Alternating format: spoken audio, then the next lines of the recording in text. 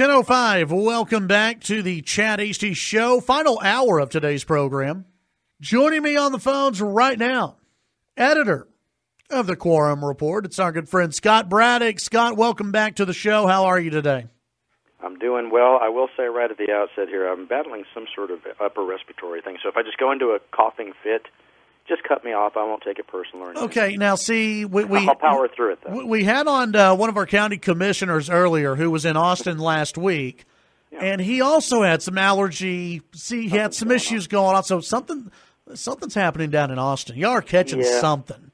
Well, I mean, let's put the positive spin on it. It may slow things down here in Austin so that not too much damage is done during the legislative session. There you go. There you go. That's the positive angle on it. I'm always ready with a silver lining, Chad.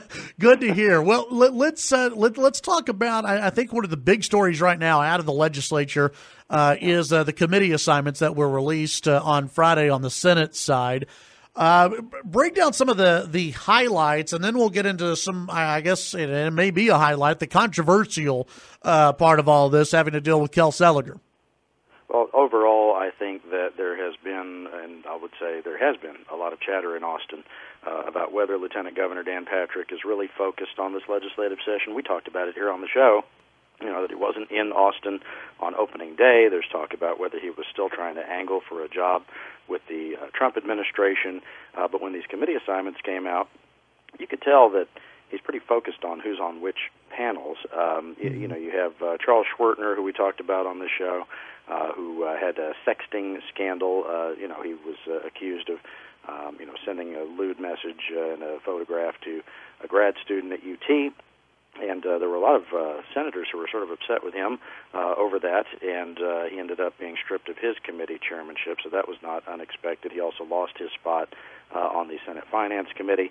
And then if you look around at some of the other things that have been done here, there's a special committee for property tax relief, which, there had been a select committee, a special committee for that during the interim between legislative sessions. Now, instead of dealing with that in the Senate Finance Committee, it'll be dealt with separately in this property tax committee that's being handled by a gentleman who sometimes is called the Assistant Lieutenant Governor from Houston, Senator Paul Bettencourt, one of Dan Patrick's longtime allies.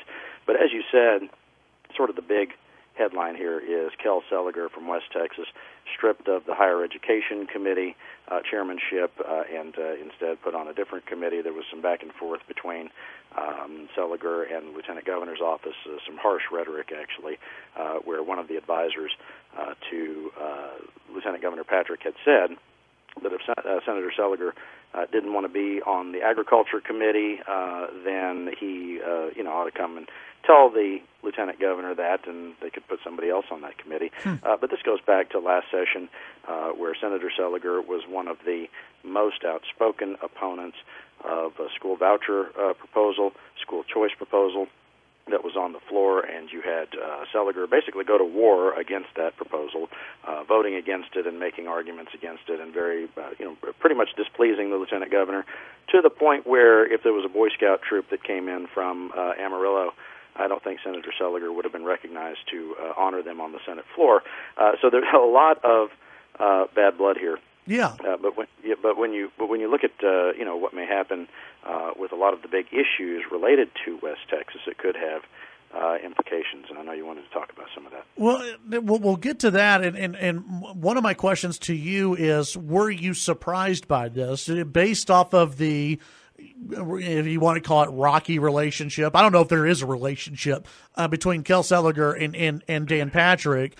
To me, when I saw the news come out, it wasn't that shocking to me, just because, again, they don't like each other. Right. Not shocking, but it is significant. I mean, right. Higher ed is a very important committee, and with all the things going on, particularly with Texas Tech, it's very probably discouraging to folks in West Texas who want to see certain things happen, that they won't have anybody in that very powerful position. Yeah. I had thought, here's one thing that I maybe am a little surprised by. I had thought that Senator Seliger might hold his fire as far as rhetoric, bashing the Lieutenant Governor, but I don't think that's going to hold for very long. I think he's already giving some interviews where he's saying that the lieutenant governor's staff can kiss his rear end. Yeah, I don't know if that's the smartest thing to say. We'll see. It seems like that's going to be a little battle between the two, and to be completely fair, and you may be in the same boat as I am, as people who are watching this and talk about this, do this for a living. Fireworks, always fun to talk about. It's good, but it's not necessarily good for West Texas. When you have a budget difference on the Texas Tech Vet School, that is what, $13 million between the House budget and the Senate budget in the early stages. With Seliger, who obviously was going to be, and I'm sure still is, a proponent of the Texas Tech Vet School. Obviously, Senator Charles Perry is still a big proponent of it and has the ear of the lieutenant governor.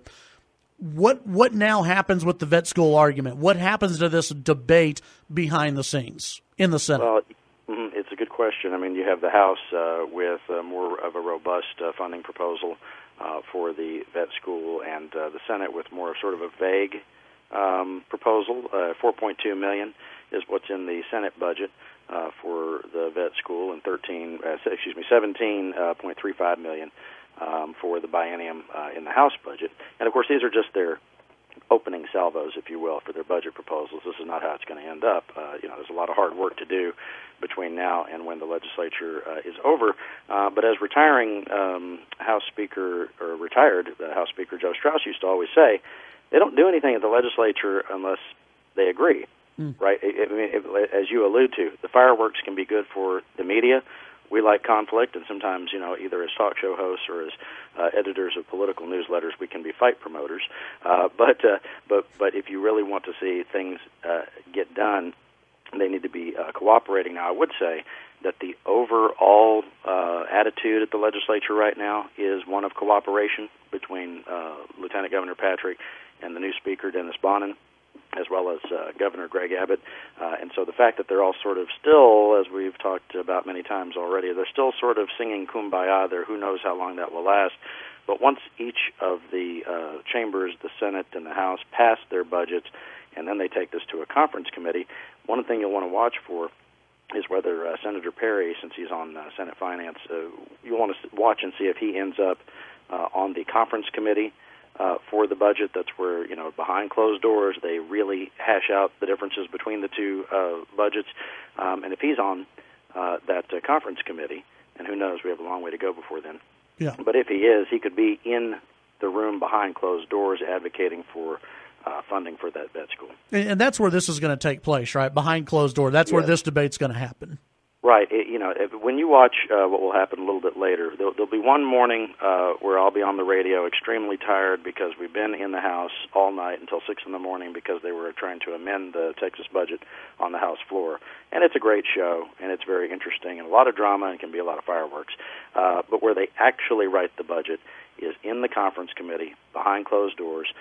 They hammer out the details. They come to agreement, or they don't come to agreement on certain things.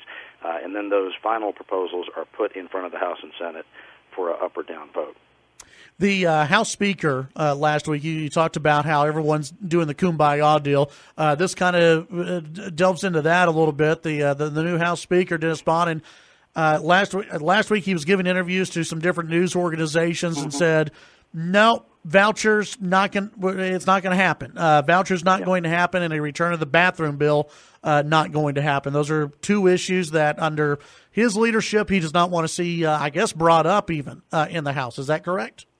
Well, Bonnen is walking sort of a fine line here. On the one hand, he's saying that he's going to be sort of a Pete Laney-like speaker, meaning that if there is traction for a certain piece of legislation, if there are enough votes to pass it, then he's not going to stand in the way.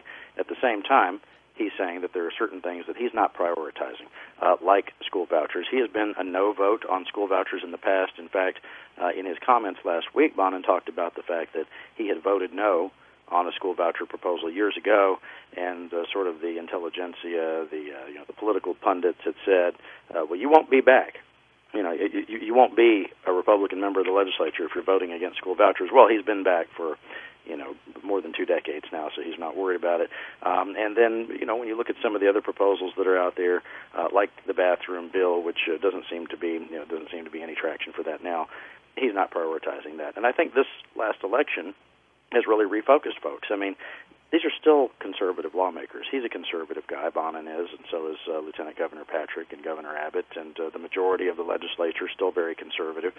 So if these proposals, like, for example, an outright ban on abortion, if that was to gain any traction, I would say that they probably would still vote for that if it was on the floor of the House or the Senate. But that's not their priority right now. What they're prioritizing is how much you're paying in property taxes and how our public schools are funded. When it comes to the Senate, is there a lot of chatter right now for the voucher legislation? Because it seems as though in the last session at this time, the lieutenant governor was already talking about there were already the battle lines were already being drawn. Right. There's not that chatter, like you said. It's property tax reform. It's school funding. We're not hearing even about vouchers. There's not that much rambling. Not at all. And in fact, at the same time, in the last legislative session 2 years ago, the lieutenant governor had a list of 25 items that he listed as priority bills for the Texas Senate. And school vouchers were in there.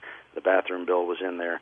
A whole lot of other things that the lieutenant governor pointed out in his inaugural address.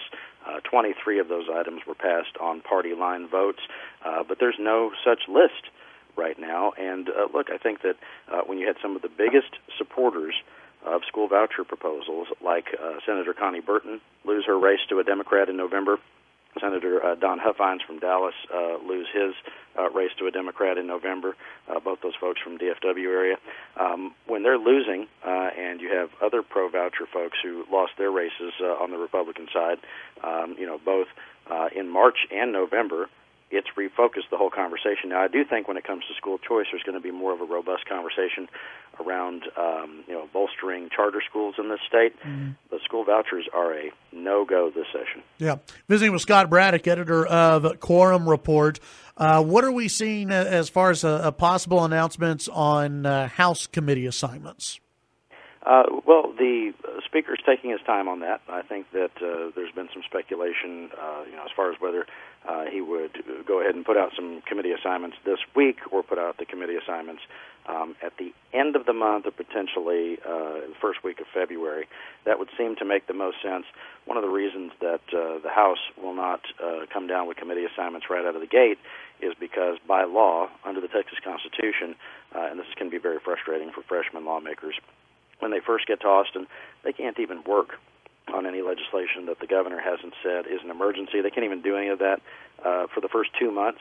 So if you give out committee assignments, not only do they not have anything to do until the governor, sets some emergency items, but then if they get committee assignments that they don't like, then they have time to sit around and stew about it, because they can't actually get to work on that stuff for a few weeks. So Bonin is an old hand at this. He knows that, and I wouldn't be surprised if he took a couple more weeks to hand those out. Are there any expectations as far as how West Texas will do on the House House assignments? Any chatter? I think House members from West Texas ought to do pretty well because, if you look at who they are, Dustin Burrows, For Price, John Frullo, and others who are on the Speaker's team and were supporters of his sort of early on in his candidacy for Speaker, you would expect them to be rewarded with pretty decent committee assignments, if not some chairmanships. So no predictions, but I would say that all things being equal, they ought to do pretty well. Yeah, and that would be welcome out here, I think, for a lot of folks. Yeah. There's some discord on the Senate side. They may get, maybe a little happier with things as they turn out on the House side. Although it is interesting that while the House Speaker is saying no to vouchers, vouchers is the issue, or are the issue that Kel Seliger got twisted off with the Lieutenant Governor about, and now it's probably not even going to be an issue in this session. So what do you know? There's gambling going on in this establishment. Personalities do matter as well as the policy. Well, and that's what I thought was interesting because last week you did have the House Speaker, just quash any kind of talk about vouchers. Then you had Kel Seliger, who obviously he's on the outs with the lieutenant governor over vouchers in school choice, and yet you have the kumbaya moment right now between the big three. It doesn't all align, which means at some point that kumbaya moment is going to end. We will keep a close eye on it. We'll sell even more subscriptions when that happens. Yeah, absolutely. Let's anything the week ahead. Anything big coming up this week, or things that people need to be paying attention to down in Austin? I think this is going to be sort of a quiet week, and I mentioned this on Twitter the other day. This is when the freshmen can get frustrated with the biorhythms of the building. They can't do anything just yet because the governor hasn't said, what his priority items are going to be or what his emergency items are going to be. We'll know what those are coming up in the first week of February. But for the rest of this week, we'll keep an eye on some of these personality conflicts for sure, and see how some of these various dynamics start to play out. And in the meantime, the lawmakers are really getting to know each other. I mean, they're not here today. It's Martin Luther King Jr. Day, so they've taken the day off. But they'll be on the floor of the House and Senate coming up tomorrow and probably the next day, and then they'll probably have another 3-day weekend. Wouldn't it be nice, Chad, if we could just work, a couple of days a week? That's the way it goes with a part-time legislature. But it is something that does make a difference, because when these folks are in Austin, they get to know each other because of some of the personality conflicts we're talking about. A lot of that can be avoided if the people actually know each other, and so spending time together is a good thing. I always, think that it's unfortunate that when when some of the things that are done in Austin make us look a little bit more like Washington, as far as partisanship and the partisan divide, when people are arguing with someone, even over some of the most divisive issues, if they actually know them, if they know about their kids and know what sports teams they like and things like that, it's a little harder to just be completely sort of inhuman about the whole conversation. But if it's somebody who's actually your friend, you're going to have to deal with on a personal basis afterward, the outcome can be a lot better. Real quick, Scott, tell folks about quorumreport.com. Quorumreport.com is where you can sign up for free email updates for everything happening at the Texas Legislature. This is a good week to go ahead and sign up because, if as I said, could be sort of a slow week, so we'll only bother you with emails if it really matters. There you go. Love it. Scott, thank you as always. Appreciate your time. Thank you, sir. Talk soon. That's Scott Braddock. Follow him on Twitter at Scott Braddock.